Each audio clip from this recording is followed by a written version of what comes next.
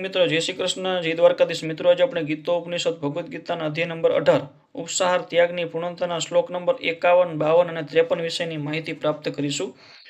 બુદ્ધિયા વિશુદ્ધિયા યુક્ત ધૃત્યા આત્મન નિત્યમ ચ શબ્દ આદિન વિષયાનત વ્યક્ત્વા રાગ દ્વેષો વ્યદસ્ય ચ વિવિક્ત સેવી લઘુ આસી યત વાક કાય માનસ ધ્યાન યોગ પર નિત્યમ વૈરાગ્યમ સમુપ્રાશ્રિત અહંકારમ બલમ દર્પમ કામમ ક્રોધમ પરિગ્રહમ વિમુચ્ય નિર્મમ શાંત બ્રહ્મ ભૂયાય કલ્પતે। અર્થાત પોતાની બુદ્ધિથી શુદ્ધ થઈને તથા ધૈર્યપૂર્વક મનને સંયમ રાખીને ઇન્દ્રિય તૃપ્તિના વિષયોનો ત્યાગ કરીને રાગ તથા દ્વેષથી મુક્ત થઈને જે મનુષ્ય એકાંત સ્થાનમાં નિવાસ કરે છે તે જે અલ્પાહારી છે, જે પોતાના શરીર મન તથા વાણીને વશમાં રાખે છે, સદા સમાધિમાં રહે છે, સંપૂર્ણપણે વિરક્ત છે, મિથ્યા અહંકાર, મિથ્યા શક્તિ, મિથ્યા ગર્વ,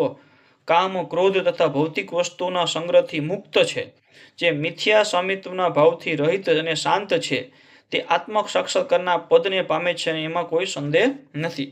મિત્રો આ શ્લોક આપણે પૂર્ણ કરીએ છીએ। નવો શ્લોકને નવો વિડીયો માટે આ ચેનલ લાઇક અને સબસ્ક્રાઇબ કરજો, જેથી કરીને તમને નવા શ્લોકની નવી માહિતી મળી શકે। જય શ્રી કૃષ્ણ, જય દ્વારકાધીશ।